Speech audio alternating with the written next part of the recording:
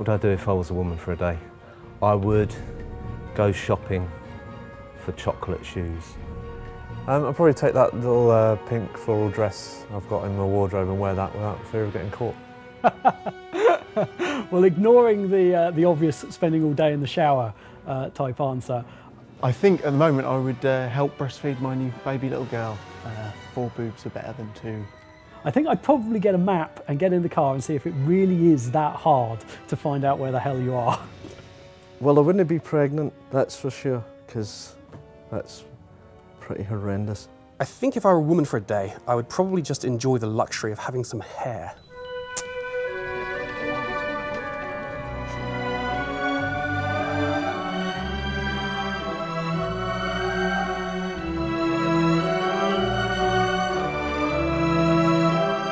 A good piece of concept art should take a basic idea that you've been given and imbue it with all the atmosphere possible. My favourite concept art that I've done has been generally the villagers and the creatures in Fable 2, especially the villager work that I've done. I hope I can see my influence in the style of the people in Fable, the style of the creatures. I hope that there's a little bit of darkness and a little bit of weirdness in there that's me. Fitting the world and the characters together is really best handled at the concept stage to make sure that everybody's on board with the general idea.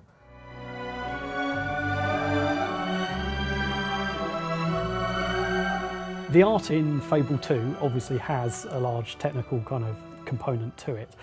The most important thing is not to let the technology stand in the way of our artists. We do have a pipeline basically where artists will create a character and then they will pass it on to our technical animator Emilio, who will then rig the model, which is basically giving the shell a skeleton inside so we can move it and create our animations with it.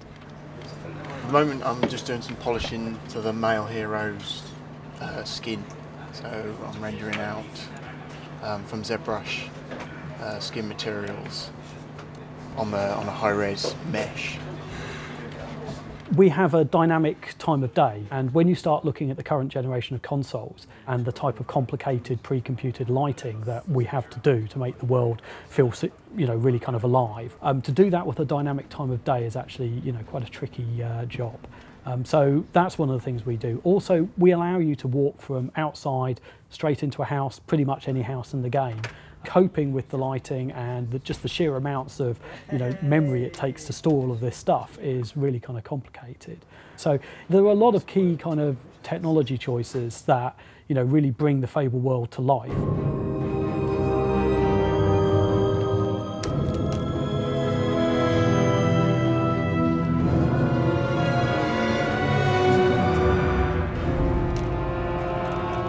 I think there's a few things that we do that other games don't do. For a start, our morphing hero is definitely something that other games really don't do. There's a lot of emphasis in other games of customizing your hero, but having a hero evolve dynamically as you play the game is a real challenge for us. The morphs in Fable 2, are they going to be as extreme as we've hinted at? Yeah, they really are. I mean, we had this technology in Fable 1. We've got grand visions, as anybody who's ever listened to Peter will know. All of the classic morphs from Fable 1 are back, really. So we've got all the strength, the fat ones, the thin ones. We've also got the good and evil ones there, but this time there's kind of another added dimension to it. In Fable 2, we've kind of said, well, that's all very important and interesting and whatever else, but we haven't really measured what you're like as a social individual. We haven't looked to see whether you're, I don't know, are you a gambler? We kind of looked at all the things that people were asking, sort of things like university purity tests. Have you ever kissed anybody? And we're kind of measuring those things throughout the game this time.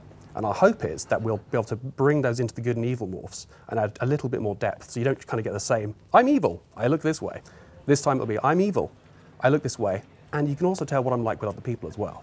We've still got tattoos, we've got makeup this time round, and obviously the bank of clothing and outfits is far larger than in Fable 1. So all that is customisable, interchangeable, so if you want to wear your chicken hat with your corset and your high boots, you can. You can make the hero look as cool as you want, or you can make them look, you know, a complete fool, the real clown around town.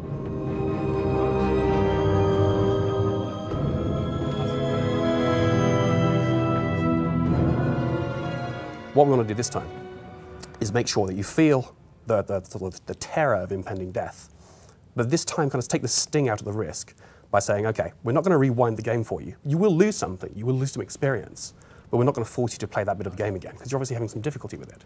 So what we're going to do instead is take the experience from the environment around you and use that for your kind of your one last heroic struggle. You'll rise up, kind of burst up with energy, and everybody will go flying, and the music will swell, and you'll feel very heroic for that moment.